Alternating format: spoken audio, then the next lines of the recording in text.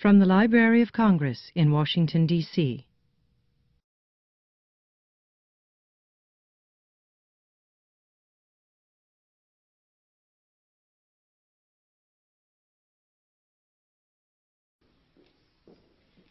Good evening and welcome.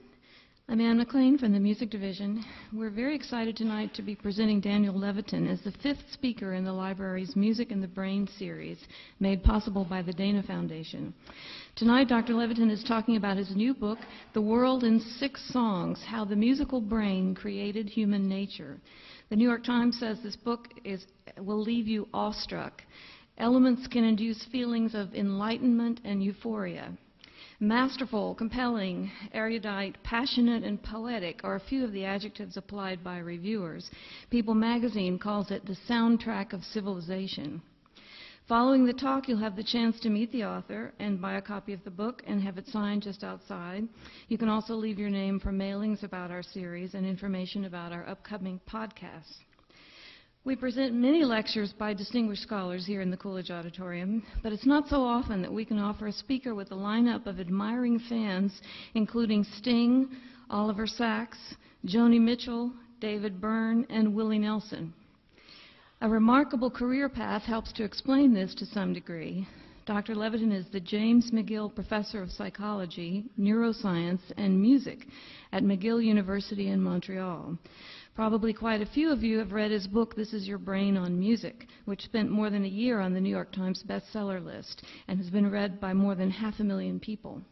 Daniel Levitin has also been a rock musician, a record producer with 14 gold and platinum recordings to his credit, a poet, a hard-nosed neuroscientist, and to quote Sting, someone who can still look upon the universe with a sense of wonder. Please join me in welcoming Daniel Levitin.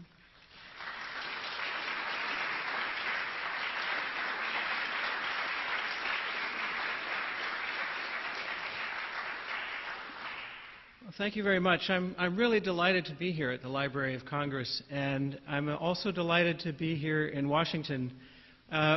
When my first book came out, This Is Your Brain on Music, my publisher and I thought that it might sell a few hundred copies, and they sent me here to Washington on the day that it was released, and I gave a talk here, and it was Washingtonians who really got the book started. It was the sales here were good enough that the publisher decided to print a few more copies of the thing and send me on the road. And the same thing happened with The World in 6 Songs. It was people who live here in the D.C. area that really got things going. So thank you for that. I thought that I would talk a little bit about how I got interested in music and the brain and how I came to write this book and what I've learned along the way. I should start by saying that I dropped out of college. I feel like I'm at an Al-Anon meeting or something. I dropped out of college. Boy, it feels good to say that. After my freshman year, because I wanted to join a rock band. And I wasn't a very good guitarist, but I practiced as much as I could, and I auditioned, and I got in one band and then another band, and actually was in a succession of bands, each of which collapsed under the weight of our own incompetence. And, you know, I got into better and better bands, and finally I got into a band that was good enough that our music was played on a local radio station. And then when that band broke up, I thought that I should try something different. Having spent years clawing my way up to the bottom of the California music scene, I figured I should try something else. And so a friend of mine suggested that I become a record producer, and I didn't really know what that was, but it sounded okay. I was the one that, when my band was making records, I was the only one who wasn't in the back getting high. I was actually in the studio talking to the engineer, and so I called up my engineer friend and asked him what a record producer did, and he agreed to teach me. And through him and through other people who took me under their wing, I learned to produce records. Actually, there was a producer named Sandy Pearlman that I met. If any of you have seen the Saturday Night, if you've seen the Saturday Night Live skit, of the cowbell and the making of Blue Oyster Cult's Don't Fear the Reaper. The skit is portraying Sandy Pearlman, and the guy, Christopher Walken, plays him to a T. This is exactly what Sandy's like. If you haven't seen the skit, just imagine a sort of leather-coated, jive-talking, kind of hip, groovy cat from the 60s. And this was Sandy. And Sandy said that he would let me come to all of his recording sessions. At that time, he was recording The Clash and Blue Oyster Cult and the Dream Syndicate. And he said I could sit there and I could ask as many questions as I wanted, and if I came into work every day, he would teach me how to make records. And this was just an amazing opportunity. So I showed up every morning at the crack of noon when the session started, and I had my little notepad, and I took copious notes about what was going on. And after a month, Sandy said that he was going out to lunch, and Buck Dharma, this was California. Buck Dharma, the name of the singer for Blue Oyster Cult, was out there in the middle of a vocal take when Sandy left for lunch, and he told me I was in charge. So the take was done, and the engineer said to me, well, you have to tell him what to do. And so he pressed the button, the talkback button, which communicated between the control room and the studio, and I said to Buck, that was great. Do it again. And Buck said, who the hell is this? And I said, it's Dan. And of course, I'd been coming into work every day for a month, and so he knew me, and he figured, okay, I must be part of the team. And he sang it again.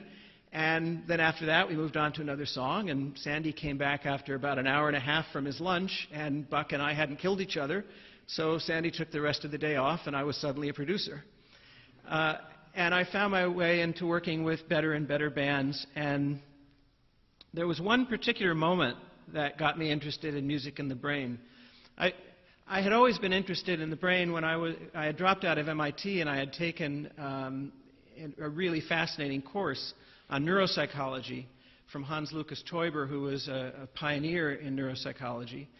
And all the time that I was playing in bands and in this fledgling producing career, whenever I had spare time, I was reading everything I could get my hands on about cognitive psychology and about the brain, and I was buying up everything I could and sitting in on classes at Stanford, which was just down the road. In fact, Sandy and I used to sit in on lectures, neuropsychology lectures, in our spare time. So the idea of thinking about the brain wasn't foreign to me, but putting it together with music sort of came to me in one kind of epiphanous moment. I was recording Carlos Santana one day, and I had dutifully lit all of the candles and incense in the studio, which was part of my job. And then Santana came in when the vibe was right. I told you this was California. And he sat down to play a solo that he'd been working on, and it was just the two of us. I mean, he was there out in the studio. I was in the control room recording this for an album. And it's just, it's such an extraordinary experience to be alone in a room with a presence like that, with an artist like that. I mean, on one level, of course, that they're not playing or singing just for you, but on another level, you're sort of looking around and, gee, there's no one else here, and he's playing his heart out, and this is pretty cool. And this particular day, as he was playing the solo, I started to get goosebumps. I mean, the hair on the back of my head stood up, and I got this shivery feeling in my spine. And it was just amazing. And then I thought to myself, what in the world is going on here? There's this guy out there banging on some wire that's stretched across a piece of wood, and I'm getting this really visceral reaction. What in the world is going on? What's going on in his brain that's causing me to have this physical and mental reaction? Is he out there thinking as he's playing, goosebumps, goosebumps, goosebumps? No, I don't think that's what he's doing. Is he thinking C major 7, D minor 7, E minor 7? No, he's not doing that. Whatever's going on, there's this powerful form of communication happening. And I had been trained enough as a record producer at that time that I knew that this was not only a normal thing to happen in the studio, but actually required. Another of my mentors, Narada Michael Walden, who had recorded Whitney Houston's debut album and had been a drummer for the Mahavishnu Orchestra, a very talented producer. Narada told me, if you want to be a producer, you have to feel the goosebumps every day you're in the studio. And the day that you stop feeling them is the day you should give up your job. And what he meant by that was two things, really. If you're not able to create an environment whereby great artists can do their best, you don't belong there. And if you're no longer sensitive enough that you can feel the genius or feel the inspiration, that you can't be moved by the music. If it's just a job like selling Coca-Cola or like doing anything else, then you should step down and make way for someone else. And so, of course, it's not unusual in this kind of environment to have this emotional, physical reaction. But I started to wonder what it was that was causing this. And that led me back to the classroom. I started searching through the course catalog at Stanford and at UC Berkeley, which was also nearby. And I sat in on classes in aesthetics and philosophy and in music. And none of them were really getting at this goosebump question. It was a neuroscience class that at least was asking the right questions. How does the body react to the world? Why? Under what circumstances? What's the evolutionary basis for it all? And that's really the day that I got interested in music and the brain, and learned that there was a field out there whose job it was to try and make sense of these kinds of things. And about 6 years later, when the music business started to collapse on itself, and a bunch of us left to go on and do other things, I decided to go back to school and pursue this. And now I run a laboratory at McGill, and I guess one way that if I run into people at a cocktail party who don't really know what neuroscience is, one of the things I say to explain what it is we do in the laboratory is I say and I think this is true, we try to understand where goosebumps come from when you're listening to music. What is it that yields the emotional reactions that we have? Now, more formally, I would say that the field of music and the brain, music cognition and neuromusicology, got kind of a kick in the pants about 11 years ago. And I'd like to share with you the scene. It was 1997. I was newly doctored. I had it was the first time that I was going to the annual meeting of the music cognition group, the Society for Music Cognition. Like any professional group, music cognition people have an annual meeting. I mean, a professional meeting, like the plumbers have, or like artists and writers have, or microbiologists. The music cognition field has an annual meeting, and there's about 200 people in North America. We get together every year, and we hear talks about the newest findings and some new methods and techniques. And this particular year, in 1997, it was held at MIT, and as I say, it's the first time I had attended one, not as a student, but as somebody with my doctorate, and I was making a presentation, and it was a kind of a big deal for me to meet the other people in the field whose papers I had been reading all these years. And they brought in a keynote lecturer, the people who were organizing it, because it was at MIT. They invited an eminent MIT professor to give the keynote lecture, Steven Pinker, who you may know as the writer of such really interesting and important works as The Blank Slate, How the Mind Works, Language Instinct.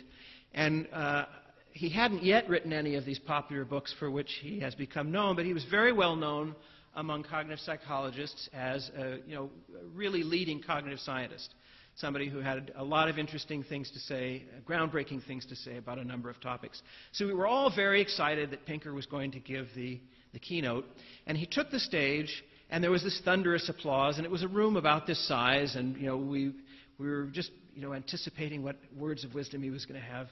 And he came in front of us, and he said that he really didn't know anything at all about what it is that any of us did. He never read any of our papers. He wasn't that interested in music. But here's what he thought was wrong with our entire field. He said, music cognition is not worth studying because music is not worth studying. As everybody knows, he said, music is auditory cheesecake. It's an evolutionary accident. What you really should be studying is language. Language is a product of natural selection. Music is sort of an evolutionary accident, piggybacking on the language faculty. Why are you wasting your time studying this thing that's just a byproduct? Well, this really was a kick in the pants. A lot of people were angry. A very docile and, elderly is the wrong word, but older professor who's known for her demure nature almost punched him in the face. But it did get a lot of us thinking, like David Huron, who spoke in this series here recently, and Ian Cross, two of the greatest minds in our field. began to think about the question of music's evolutionary origins, and realizing that our field hadn't really taken that up. And maybe it took Steven Pinker to tell us not to do it, but that's what got us started. And a number of very bright and talented people began working feverishly to figure out, where music might have come from, what the evolutionary origins were. And I guess this phrase auditory cheesecake requires some explanation. If you're not familiar with it and if you haven't encountered it before, it arises from a kind of rhetorical challenge that people pose against evolution. So people who don't believe in evolutionary theory often come up with an argument that's something like this. If evolution is so smart, they say, pretending that evolution has a mind of its own and a will and all of that.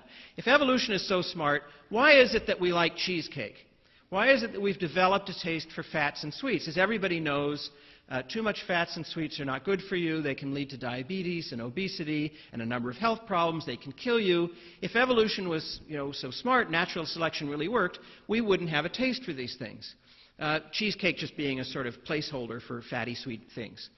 And the answer to this, which Pinker and others have made, which is a very accurate and informed answer, is that, well, it takes evolution some time to catch up with the way the world is. The biologist Robert Sapolsky calls this evolutionary lag. So essentially, we're wandering around the world with bodies and minds that were adapted for the way life was, say, 50,000 years ago. It takes a while for the genes to catch up. So in the kinds of quantities that fats and sweets would have been available to our ancient hominid ancestors, it would have been a good strategy to load up on them. They were not plentiful enough that you could make yourself sick on them. If you had a taste for fats and sweets and you stored up on them, if they tasted good, which is an evolutionary way of saying that you got some sort of reward impulse in your brain for putting them in your body, that's all taste is, really. It's a reward mechanism. Then, those of our ancestors who loaded up on them and had the taste for them were more likely to live long enough to procreate, hence passing on the gene. So by saying that music was auditory cheesecake, Pinker was saying that it was, maybe maladaptive and that too much of it might make you sick. It was really a kind of aggressive thing to say. But what it did get us to do as a community was to start asking questions like, what was the first song? Where did music come from? Why do we have music in the first place? And this is related to questions about consciousness itself. For example, how are human brains different from animal brains? What are the products of evolution that gave us the particular adaptations that made our brains want to communicate or to make music or to have language? And what are the relationships between language and music? So what I tried to do in The World in 6 Songs was to take really the history of inquiry about these questions going back to Darwin and even farther, and draw from what's happened in the last 10 or 11 years in psychology and neuroscience and anthropology and musicology, to read through the literature and put them all in one place to save people the trouble of having to read 200 or 300 different articles in different journals that are scattered in different parts of the library. But I think anybody who's ever been moved by music, anybody who's ever had an emotional reaction, whether it was goosebumps or tears or laughter or just a sense of joy, a sense of unity, of oneness with the world from a piece of music, anybody who's ever had this kind of emotional reaction, I think you wouldn't be here if you hadn't had that feeling at least once in your life. Anybody who's had that has probably wondered why. Why is this happening? Where does this come from? I think to begin with, we can look at the early origins of music. And it's important to realize that the way music is today isn't necessarily the way music was across evolutionary timescales. It doesn't do much good to look at music of the last 15 years or the last 500 years. We have to think about music as it was for thousands and thousands or tens of thousands of years going back to the beginning of our species. Now, the available evidence that Pinker might be wrong comes from a number of sources. When Pinker says that language preceded music, there actually isn't so much evidence for that. The weight of evidence is on the other side. To begin with, Stephen Mython, in his excellent book, The Singing Neanderthals, and many others have argued that music characterized the communicative faculty of the Neanderthals.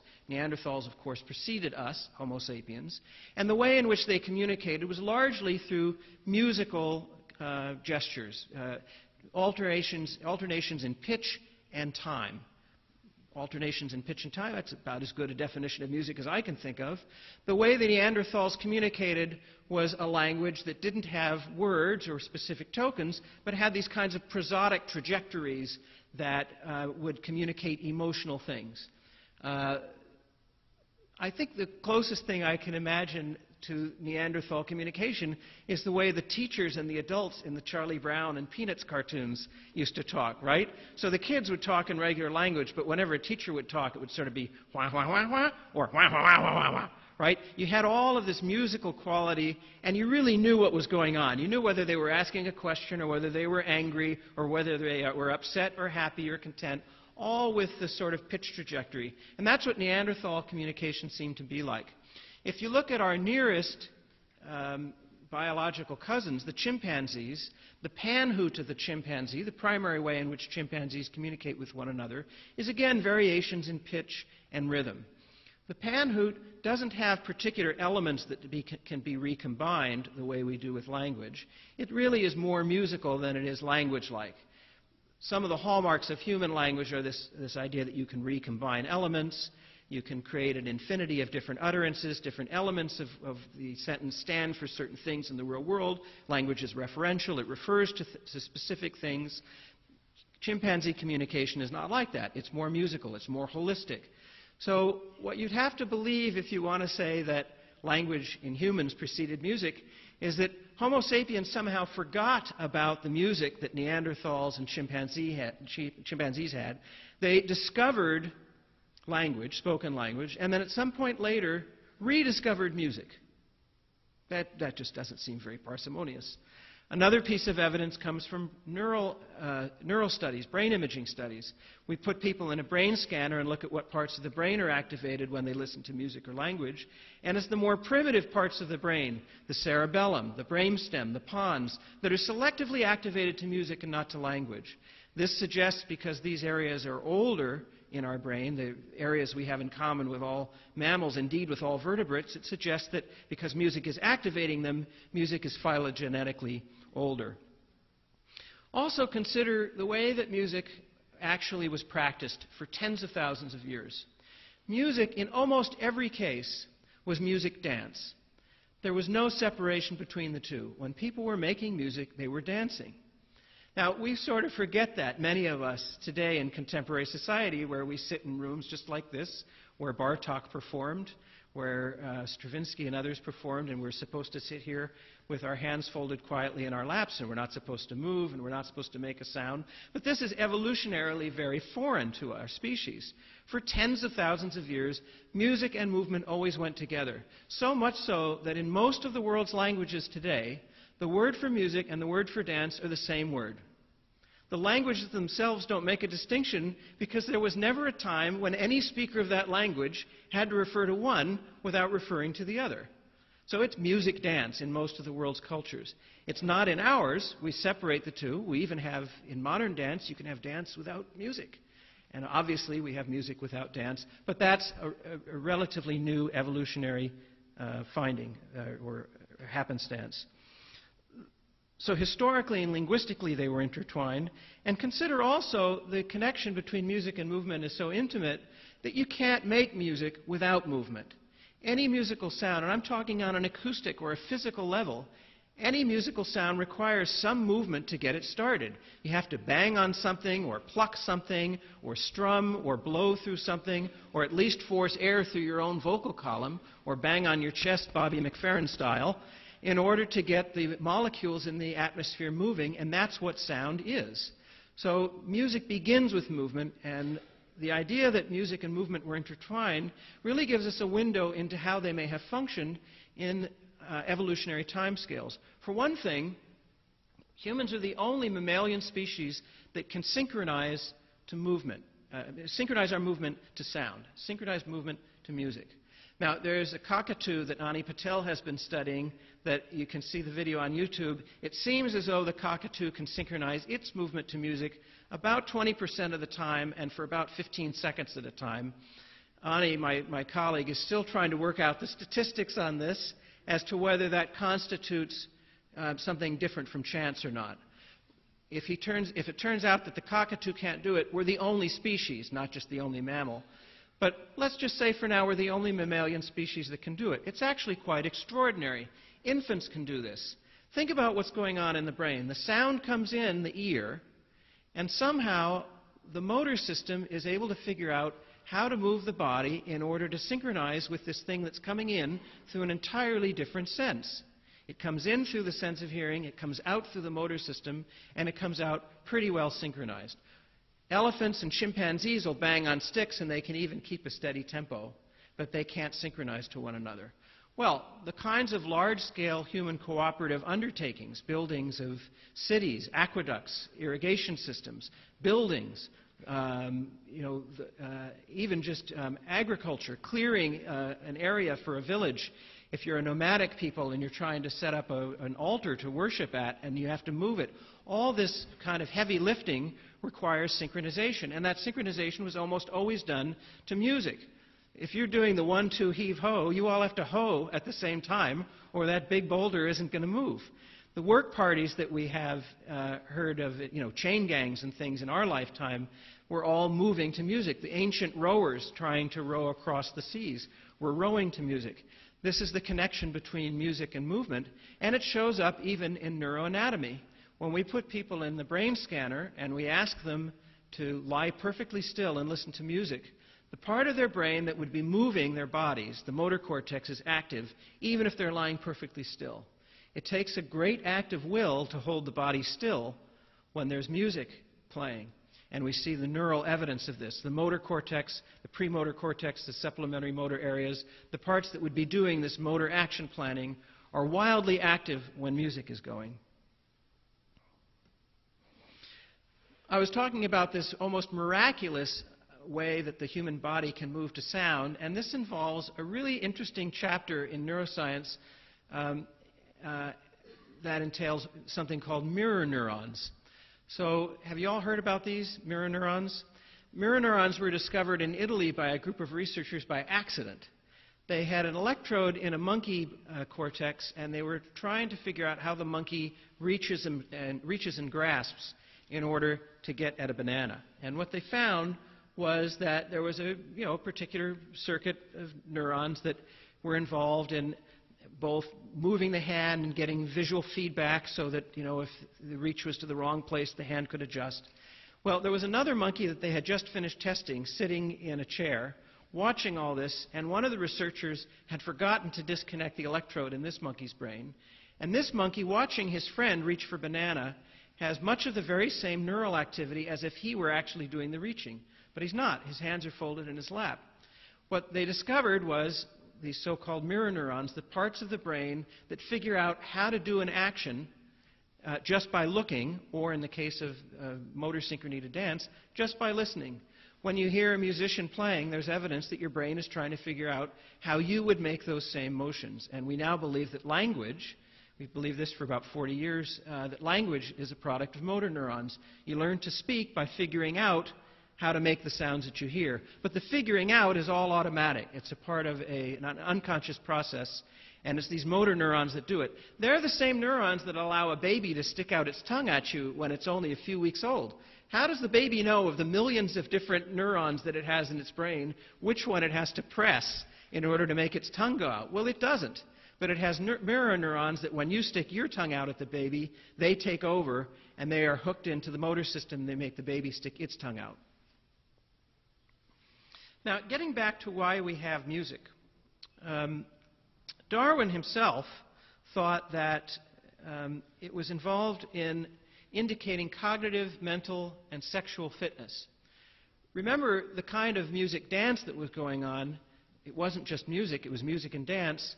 Our primitive ancient ancestors would spend hours and hours singing and dancing around the campfire. Pre-literate cultures still do this around the globe today. And in order to do this, you had to have an intact neurological system. You couldn't be suffering from neurological disease. You had to have pretty good coordination. You had to have good stamina. This was sort of a proxy for the fitness of your genes. Somebody that would tire out easily might not be so good on the hunt. They might not, if they couldn't keep up with new variations on dance steps and on singing, they might not have the mental flexibility to be able to find new sources of food if you're a hunter-gatherer. This kind of display of singing and dancing would have indicated to potential mates that your genes were in good shape. It was what Darwin called a sexual signal.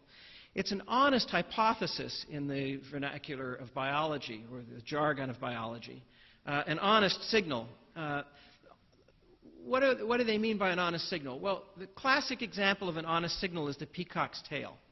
The peacock's tail, if you think about it, is this colorful, showy display that requires an enormous amount of metabolism to maintain. Not only that, but the thing, this darn thing is heavy to carry around. You've got to be strong to hold it up and to carry it around. And it attracts predators, so you have to be quick. It's an honest signal of the peacock's fitness. In other words, you can't fake agility and quickness and nutrients and nourishment. You can't just will yourself to have this showy display. You really have to have all those things going for you if you're a peacock. And what you're indicating to the peahen is, choose me, my genes are good, and that one with the scraggly tail, or the one with, that's pecked at by predators and barely got away, he may not be such a good mate. He may not be someone that's going to give you the strongest children, and hence, the strongest possibility for your genes to pass on to the next generation. Darwin felt that music was a similar kind of honest signal. And many people, including David Huron, now believe that another way in which music is an honest signal is that it's a better way of indicating honesty. It's more difficult to lie with music than it is with speech. And in an election year, if you think about it, it's pretty easy to be conned or hoodwinked by somebody who has a smooth story to tell, right? I mean, all of us are taken in by eloquent words, and the speaker of the eloquent words isn't necessarily being sincere or honest. There's always an arms race in biology and in the animal kingdom, we're no exception, between honest signals and the ability of some cheaters to exploit it. For reasons that we don't fully understand, there are a lot of people who can cheat their way with language. They can lie and we don't detect it. There are a lot of liars running around and they lie to us and we don't always know we're being lied to. But with music, it's easier to detect. If a singer is singing and they're not being sincere, it's easier for most of us to detect. Now, of course, professional singers may not always be feeling every emotion they're putting across. But for music to be an honest signal, it doesn't have to be perfect. It just has to be better than language. Another thing that music would have been for our ancestors is a way to preserve knowledge. And I think this is a good time for me to just pause for a minute and say something about the title of the book, The World in 6 Songs. The book title doesn't refer to 6 particular songs. It's not a book about my 6 favorite songs or the 6 songs that I think are the most important songs ever written. I mean, that would just be silly. And the book isn't about 6 particular songs. The 6 songs of the title are 6 kinds of songs, the 6 ways that I feel our ancestors used music in order to comfort each other, to communicate with one another, to preserve knowledge, to pass on information. The 6 categories of songs are friendship, comfort, joy, knowledge, religion, and love. And one of the easiest ways to think about the categories and how they might have influenced human development is to think about knowledge songs. Because for tens of thousands of years, our ancestors, before they had writing, they still had important information that needed to be preserved, shared among members of a living group, passed on to the next generation. And for the most part, the way they did this was by encoding the knowledge in song. Our early ancestors realized that when they had an important message, it was better remembered when it was set to song. The internal structure of music, the rhythm, the meter, the accent structure, not to mention the elements of rhyme and alliteration when you bring in lyrics, they constrain the possible words that will fit. You've probably all had the experience where you were trying to remember the words of a song and you can't remember every single one, but, well, your brain can pretty much figure out there aren't that many that'll fit. it has to be a certain number of syllables. If it's the end of a line, it has to rhyme. If it's a Cole Porter song, there's rhymes even in the middle. And there can be wordplay, there can be alliteration. So the best bet at being able to preserve something important, our ancient ancestors realized, was to encode it in song. And indeed, even today, many, many pre-literate societies still have songs that encapsulate important survival information, such as which plants are poisonous and which ones aren't, how to dress a wound, how to look for water when the well runs dry, or personal histories like don't drink from that well over there. One of so-and-so's uncle drank from there and the neighboring tribe killed him because they're very territorial. That's their well, stay away from it. Or this is the sound a crocodile makes right before he's about to attack. Important things that you would want your children to know, encoded in song. And we see the vestiges of this today.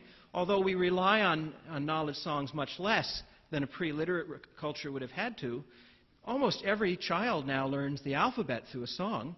We learn to read through music. Take that, Steven Pinker. And we have other kinds of knowledge songs. We've got the Hokey Pokey, right? Sort of combining dance and music and lyrics to teach young children about body parts, right? I mean, they learn their left from their right in preschool this way. You put your right foot in, you put it out, you shake it all about, you do the Hokey Pokey. That's what it's all about.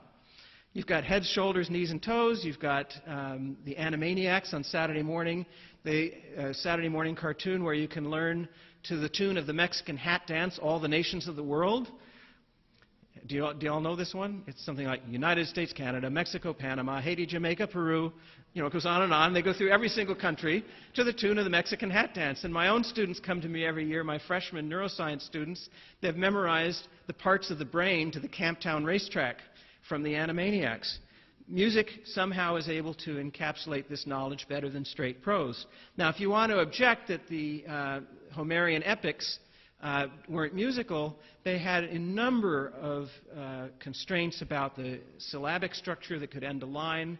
There was a very tight meter. It was music, and I'm sure that if we could hear Homer reciting the Iliad, there would have been a pitch trajectory, and there would have been a strict rhythm, and it was probably closer to rap than to Tin Pan Alley, but it would have had a number of musical qualities. It had to have had. It certainly had metrical qualities, which is an important part of music. Other forms of knowledge songs today, especially in the last 30 or 40 years, we have a lot of contemporary songwriters in the singer-songwriter tradition who peer down deep inside themselves, try to figure out life and the way it is and what's going on in their lives, and they come back and they tell us about it. Joni Mitchell perhaps being a great archetype for this. The reason that so many of us love Joni Mitchell songs is that she's been through some difficult relationship, she's figured out what went wrong, it's been very painful, and she comes back and she tells us about it. In fact, I've come to believe that one of the things that separates artists from the rest of us is that the artist is willing to feel all of the emotions that life has to offer more deeply and more completely. They see the pain coming. They see the headlights of the railroad car bringing the pain towards them, and instead of stepping off the track, they stand there and they take it. They let that terrible pain fill them up. They experience it to its fullest, and then they make a painting or a sculpture or a poem or a song, and they tell the rest of us what it was like, those of us who might be too scared to experience, the great intensity of the negative emotions that life inevitably wants to throw at us. And I think that's why music can be, and art in general, can be so moving to us and so adaptive. It's a way for us to experience things that we might not otherwise be able to or be willing to experience ourselves. Look at fiction. You don't have to stand in front of a lion to know what it would feel like. You can read a story about it. You don't have to cry wolf 3 times and then have your friends not come to your aid. You can hear the story about the boy who cried wolf. You can experience life vicariously through fiction. Those are our ancestors who were good at this, who were good at turning life into metaphor, at turning life into an artistic expression, probably had a survival advantage, and they passed this on to their offspring, and they passed it on to their offspring, and they passed it on to us. Richard Dawkins' point, although trivial and funny, is worth repeating. None of you are descended from an ancestor who failed to have children. You can look back as far as you want in your family tree in a direct line, and you will not find somebody there who failed to have offspring. Every one of your ancestors was smart enough and attractive enough, at least for a short enough time, to procreate and pass on the genes to you. You are the winner of a great genetic arms race, and your genes are the best there is. They won. And you've inherited a love for fiction, a love for music, a love for art. You've inherited a taste for sweets and a taste for fats. You've inherited a taste for honesty and altruism because they work. We're constantly refining this, and we're getting better and better at it. And of course, the genetic pool is always trying to outsmart it. But in the long run, usually the best strategies win. Another way in which another category of music has to do with social bonding. Our early ancestors would have used music and sung together and made music together as a way of forming bonds within the group. We know from contemporary hunter-gatherer and pre-literate societies that many of them spend a lot of time singing at night in a vigilance to keep away predators and to keep away neighboring tribes that might invade. Think about an experience that you may have seen these videos of the marching Nazi army in World War II. Thousands upon thousands of people in perfect synchrony. It's a sort of terror-inspiring vision to see these people in lockstep, perfect militaristic synchrony. What is the emotional impact of that?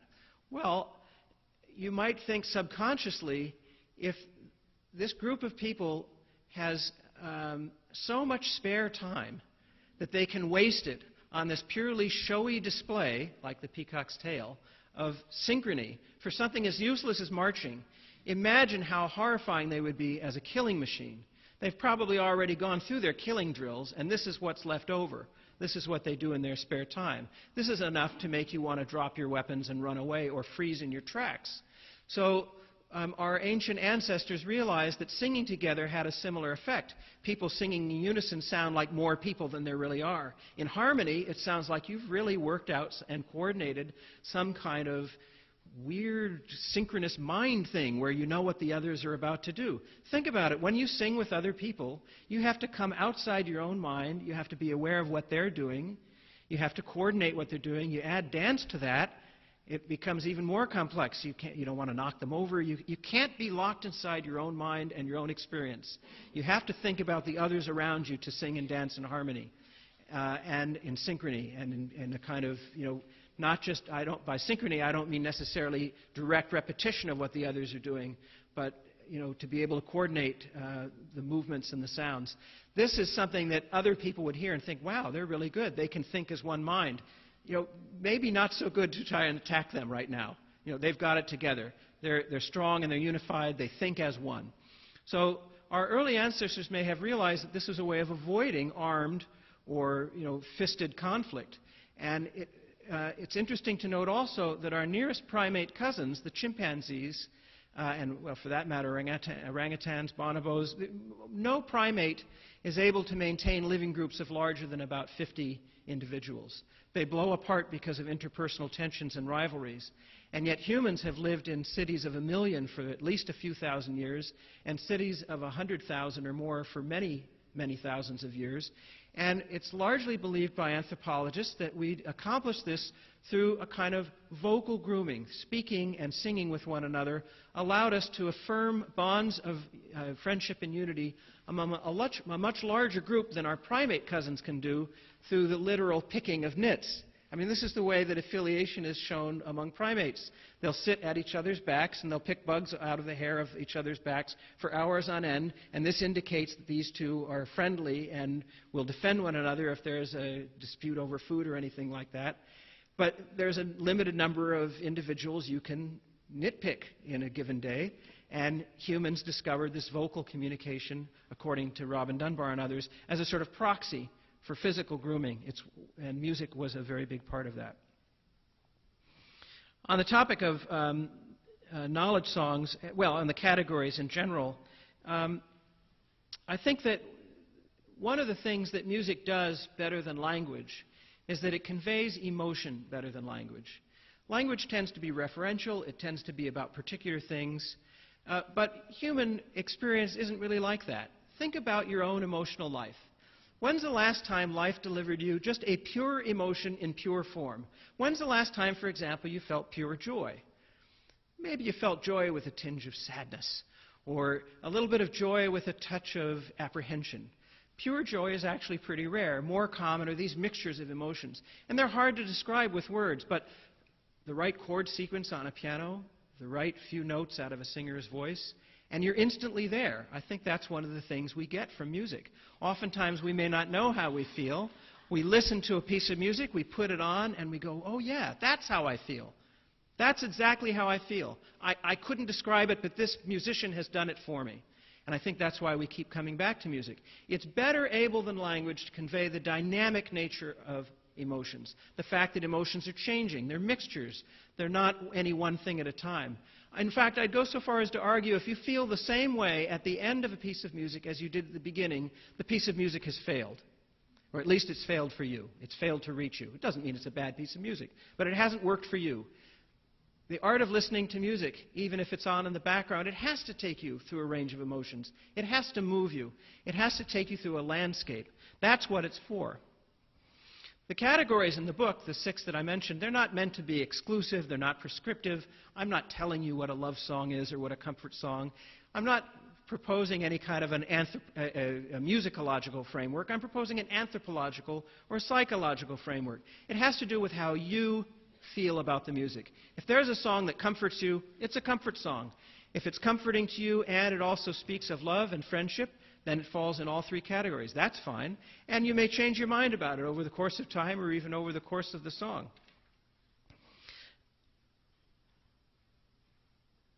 So I'm talking about the 6 ways that people use music.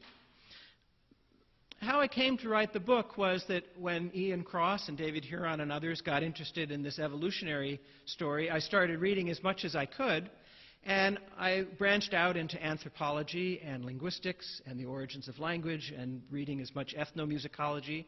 And I listened to music from all over the world. People started sending me music.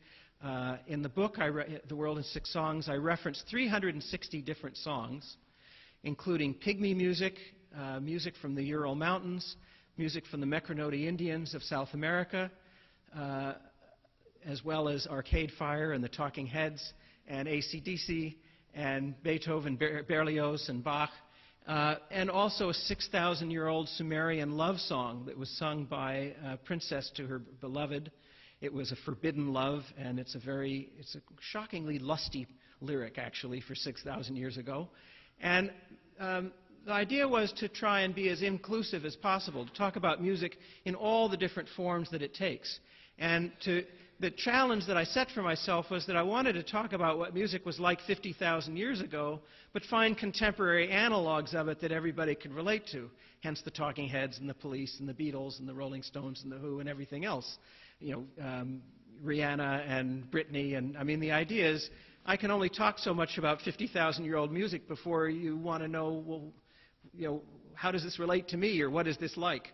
And I was also very lucky in writing the book because a number of musicians volunteered to participate, people who had spent their lifetimes making music and communicating in this emotional way, communicating the landscape of their emotional lives and experiencing a life of musical communication, agreed to sit down with me and talk about what they thought music was about, where it came from, what the first song might have been.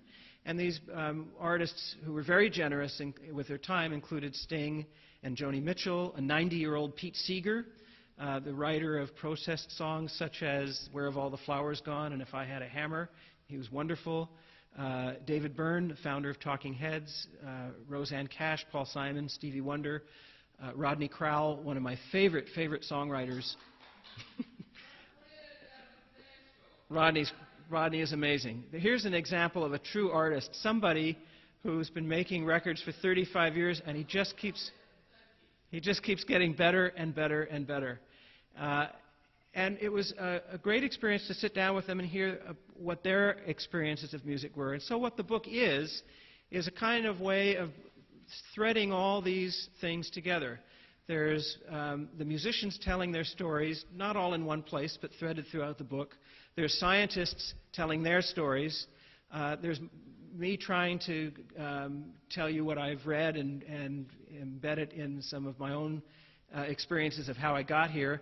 So it's really, I think, in one way of looking at it, the book is a love song to love songs. It's a book about science and art and how they come together and how maybe they were never really that far apart in the first place. And it's the observations of a number of brilliant scientists and artists along the way, woven through as a thread throughout the story. There's another topic about music that I'd like to touch on, which is a bit controversial. And I know that it's been mentioned in this series that the Library of Congress is having, and that's the healing power of music. And I devote much of one of the chapters in the book to it. And the reason it's controversial is that it's very difficult to do good science on alternative forms of medicine. Just to give you an idea what the scientist is up against, the sort of gold standard for doing a scientific study is the controlled experiment. So suppose that you invent some kind of, I apologize if this is review for all of you, but with a mixed audience, I'll try to go through this quickly just so we're all on the same page. Suppose that you work for a pharmaceutical company and you've got some new pill that you think is better at curing headaches than anything else. So the way we might set up an experiment is we would get a bunch of headache sufferers and we'd bring them in, and we might give a third of them your pill, and we'd give a third of them plain old aspirin, and a third of them something that had nothing in it at all, but that looks like the other two pills, so that they don't know what they're getting, and ideally the person giving them the pill doesn't know what they're getting, and you just sort of wait and see what happens. With time, a certain number of headaches are going to go away by themselves anyway. Right? And of course, the aspirin's going to work on some, and the new drug may work on some, and you wait and you see what happens. This idea of random selection is very important because you don't want the people who are asking for the new drug to get it. They may be coming into it with some preconditions or some bias about it. So this is the gold standard. Now think about what it would take to do an experiment like that on something like the efficacy of acupuncture. How are you going to do a controlled experiment where you don't stick people with needles, but it has the effect on their body of sticking them with needles, or you do stick them with needles, but it's not acupuncture, right? I mean, I'm not saying it's impossible. It is very, very difficult. And the same thing has been happening for the last 20 years with trying to understand whether music can help to heal disease or prevent disease. It's not impossible, and there have been about a dozen really carefully controlled and good studies done, but many, many more times that bad studies done.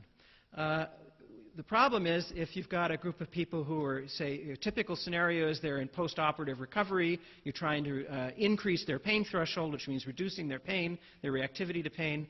How do you give them something that's not music but that has musical qualities, that engages their attentional system, their emotional system, but that isn't music, as a control, to see if it's really music that's doing it, or is it just the fact that you're giving them something they like, right? I mean, maybe a movie they like would do it, or a painting, or a slideshow of paintings they like, or maybe just talking to them. I mean, you want to, if it's really music and uniquely music, that's something that's worth knowing, but coming up with the right control condition is very difficult. But on the other side, I kind of wear two hats. I've been making music almost my whole life, and is that me? I've been making music almost my whole life, and I still continue to perform. I was very lucky to have a show with Rodney Crowell in September, your friend, and I've seen with my own eyes what I could only call the mysterious healing power of music. In old age homes, in hospitals, where you see individuals with Alzheimer's who can no longer remember their own name or the names of their loved ones. You put on a piece of music from their youth, and they suddenly are with it, and they come out of whatever bored stupor they're in, and they can sing every lyric to every song they knew when they were 14.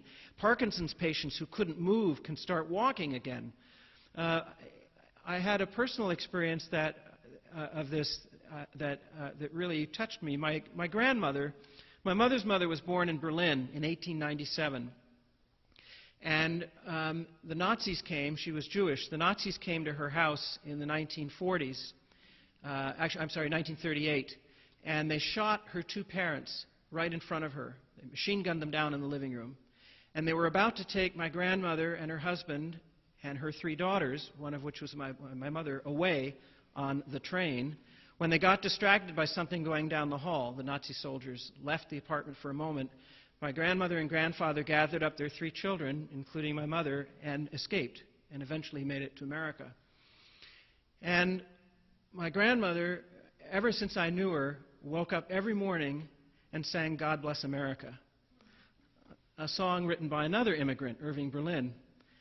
And she sang it with a great sense of joy and a great sense of purpose, that this was why she was here. I never heard her express anger. I only heard her express joy that she had managed to come to America and see not only her children grow up, but her children have children, me and my sister and our cousins, and that all of this was because of one quick move that she was able to make, because of luck or because of God or whatever it was, but her instinct was to express thanks for this through music. Even though she wasn't a musician. I mean, she didn't play an instrument. When she was 80, my mother and I went to Radio Shack and we bought her a little electronic keyboard so that she could play it. And because she didn't know how, we took pieces of masking tape and we taped numbers on the keys that she had to press. 1, 2, 3, so she'd know how to plink out God Bless America. And by the time she was 82, she had gotten pretty good. When she was 84, she was able to play a kind of rudimentary harmony. And by the time she was 90, she was playing with 2 hands and singing. And I have to think that that extended her life. She talked about it like it was her reason for living. First thing she did in the morning, before she did anything else, before she made her orange juice, before she fed her dog, before she put on her clothes, she went for that keyboard, she played and she sang God Bless America. And she did that every single morning until she died at 97. So stories like that make me think there is something to it, and that it's worth studying, and that even if it didn't precede language, it's something that's worth study in and of itself. Thank you very much.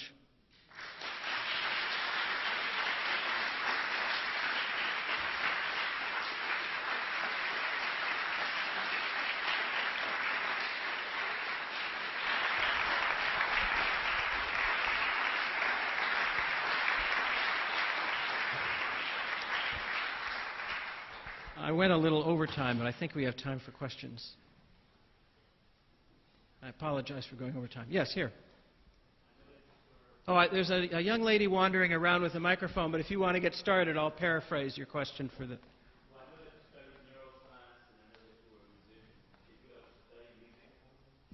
I did study music formally. I studied classical music theory at Stanford. And I went to the Berklee College of Music for a year, which was really amazing. And I learned a lot of stuff there.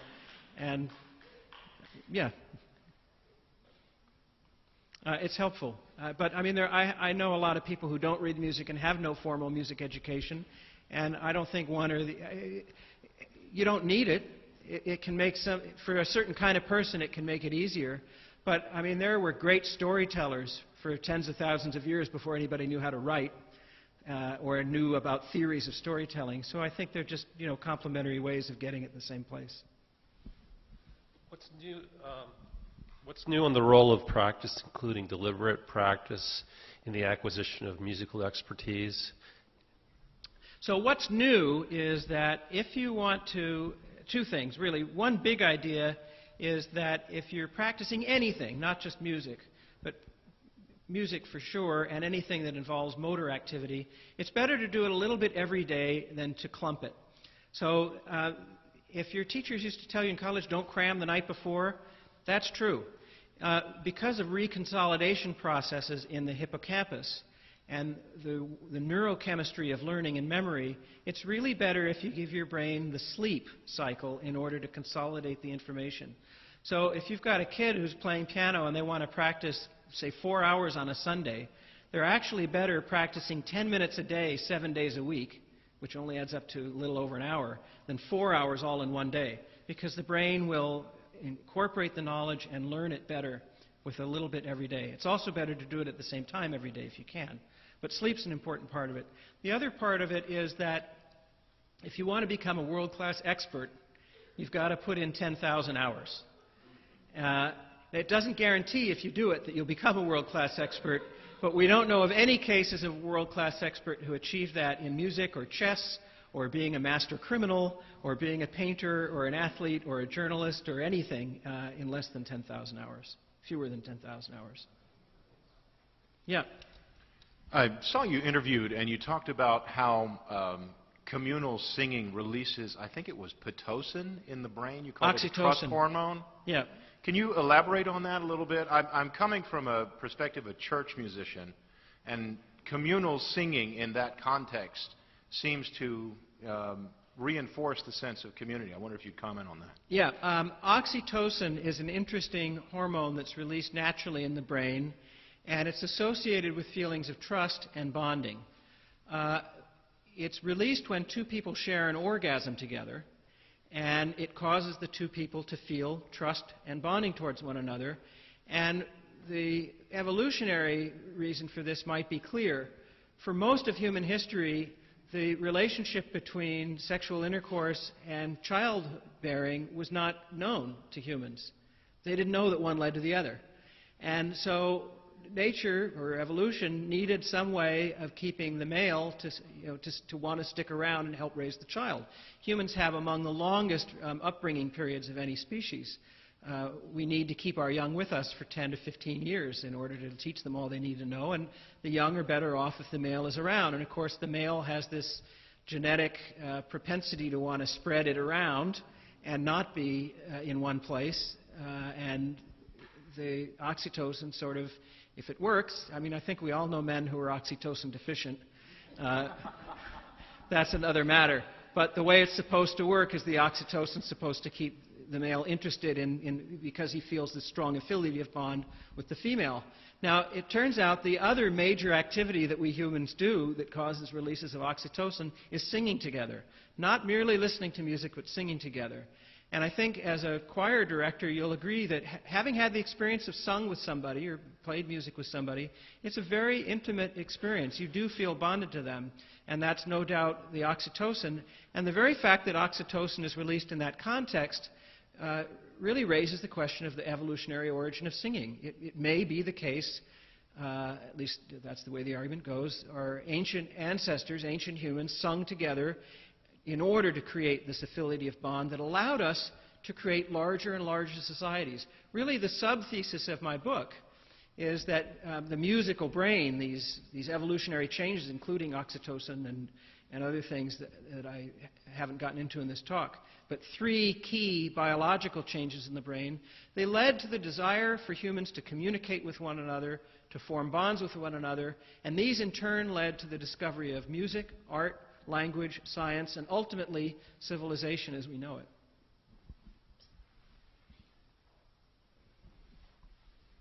You said earlier that the ability to play music was an honest sign that would cause sexual attraction, and we can see in our remnants of that in our society where rock stars are sought after.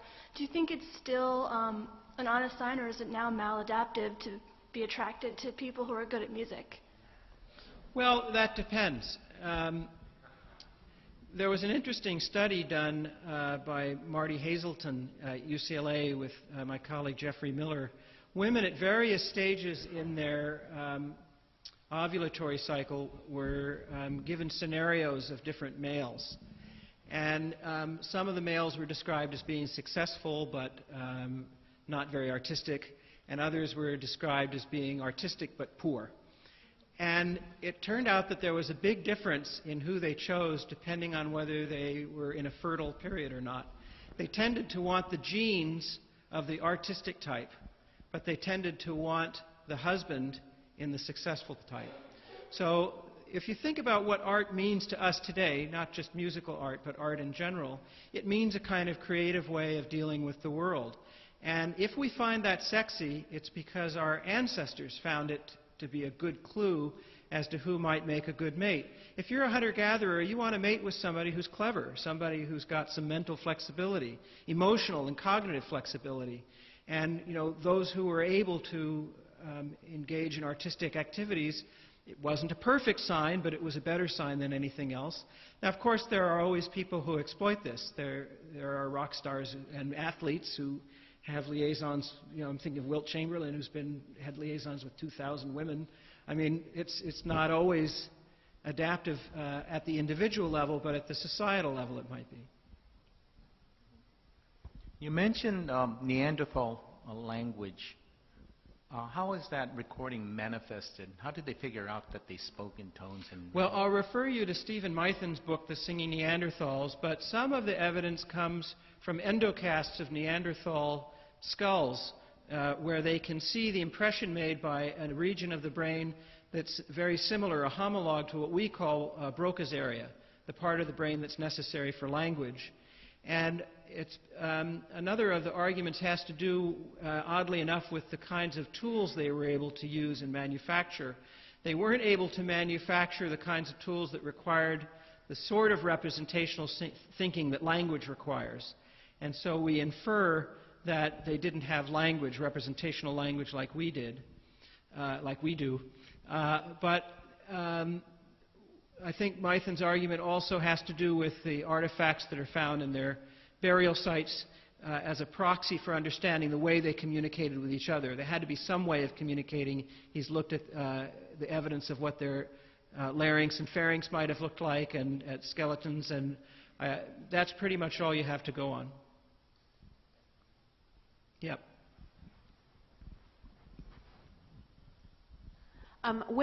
Pregnant women are often told to sing or play music, a certain kind of soothing music to their unborn children.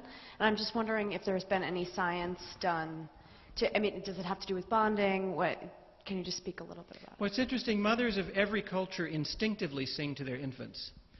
And one of the reasons that they do this, we think, is because sound has properties that are very different from vision. So sound, for example, can travel around corners.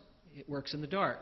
So even if you're not physically touching the infant can understand that it's his or her mother by the sound of her voice. In fact, by the age of 2 weeks old, an infant can recognize the sound of his mother's voice as distinct from an other's voice and not recognize the face yet. The sound has this privileged channel.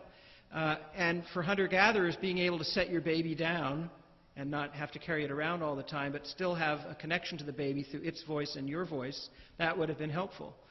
The other thing is that today we know that already the fetus is able to hear through the amniotic fluid. It's somewhat like listening underwater. And newborns show a preference for the music, or at least the type of music they heard, in the womb. I guess you could think of it as a womb with a view, an auditory view. But my advice to young mothers is to play your infant all kinds of music you can get your hands on. Because by the age of 5, the child has learned to incorporate the rules and structure of whatever language or whatever music it's exposed to. So if you play a developing child Chinese opera and Indian ragas and Pakistani music and, Native American music and, rock and roll and swing and heavy metal and country and classical and 20th century 12-tone music, that child won't necessarily grow to like all of those, but at least will have the cognitive foundations as her brain literally wires itself up to the form and structures of those music. Then she'll have the largest possible palette from which to choose as an adult. Is there a form of music that you find more useful in the lab when you're looking at what's happening in the brain, or is the form of music particular to the kind of research you might be doing on the brain? I'm glad you asked that question. I don't know how many of you are researchers in the field, but one of the things that struck me as odd when I first entered the music cognition field coming from the music business was that most of the studies that were published on music didn't really use music.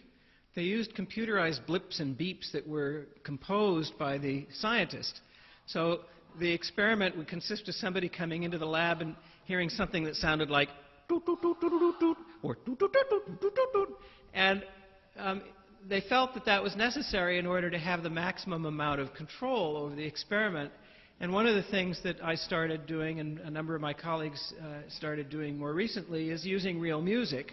So we might have everybody come in and listen to Beethoven's Fifth, and we might, using the computer, manipulate some aspects of it, or they'll all listen to a Chopin nocturne. But there's been another trend just in the last year or so where we realized that just because I like Chopin nocturnes and some of my subjects in the experiment do doesn't mean they all do. I'm controlling the stimulus, but I'm not controlling the emotional or mental, intellectual reaction to it. So now oftentimes we'll tell people when they come in to just bring in their favorite piece of music. And we'll manage to design the experiment so that that piece of music is its own control. We'll manipulate that or we'll manipulate them in some way.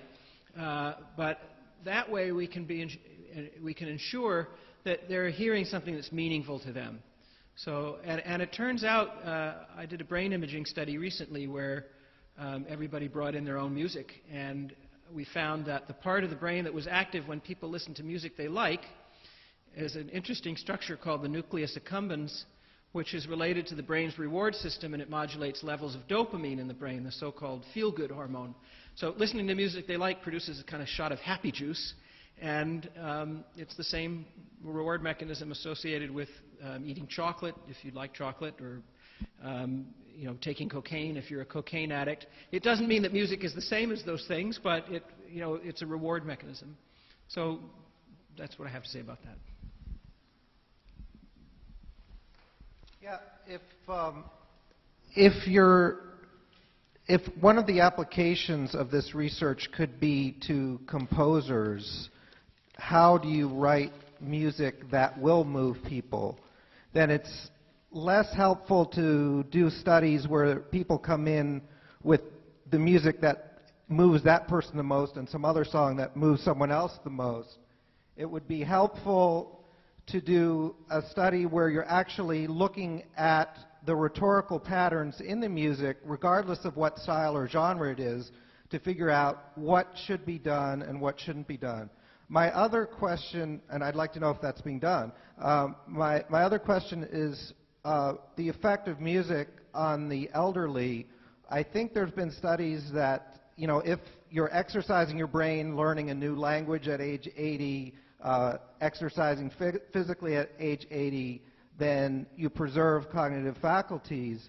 But it seems like there's a very different thing going on with people who've already completely lost these faculties, and they're able to not just sing or dance, but communicate, or I think in some of Oliver Sacks' books and things, that to carry on a conversation with someone, even if they have Alzheimer's, and then when the music stops, they're not able to do it anymore. That's something seems like qualitatively very different. All right, so with respect to the first question, I don't know that the research that my colleagues and I are doing are going to make better composers.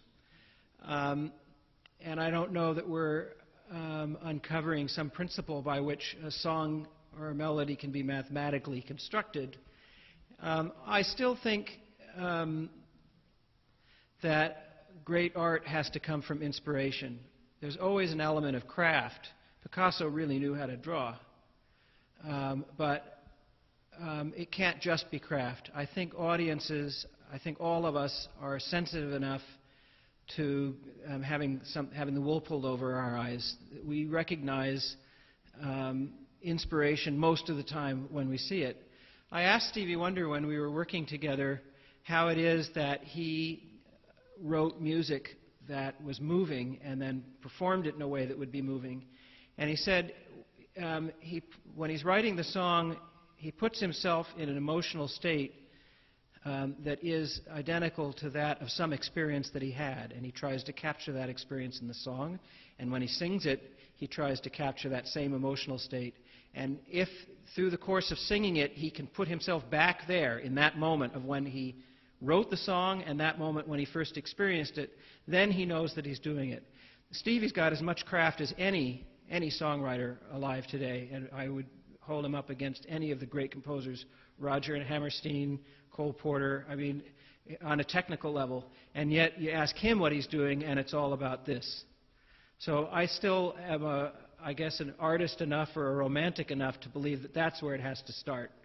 And all of us, through whether we go to painting or sculpture school or dance school or writing school or music school, we learn little tricks that will help bridge the gaps or help tie things together or help shape the larger thing. But if it doesn't start out with a feeling, I think it's doomed to fail.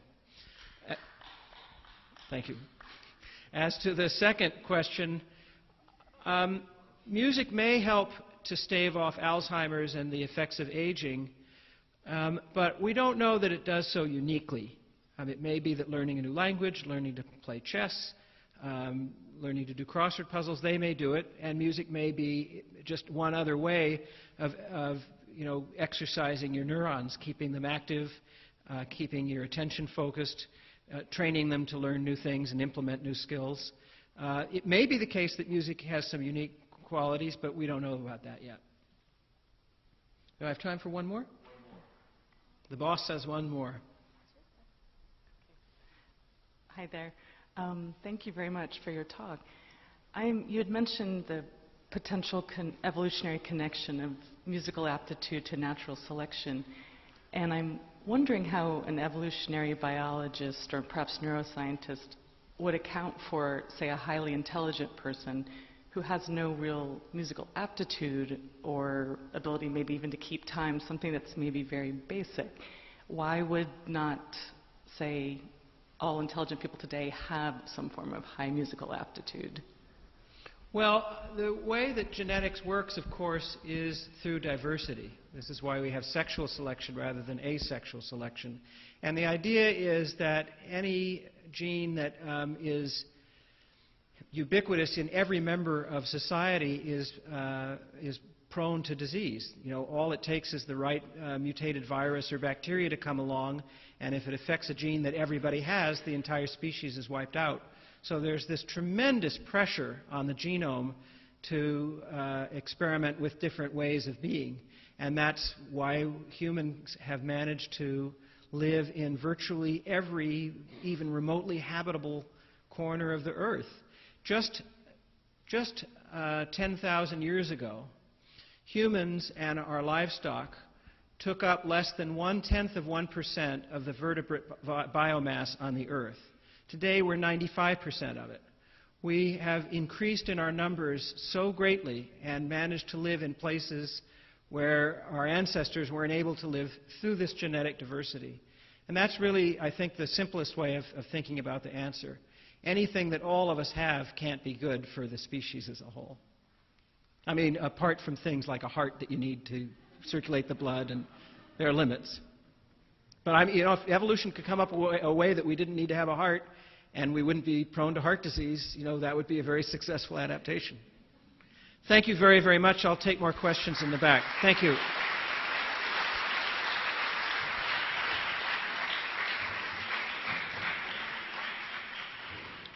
Thank you. This has been a presentation of the Library of Congress. Visit us at loc.gov.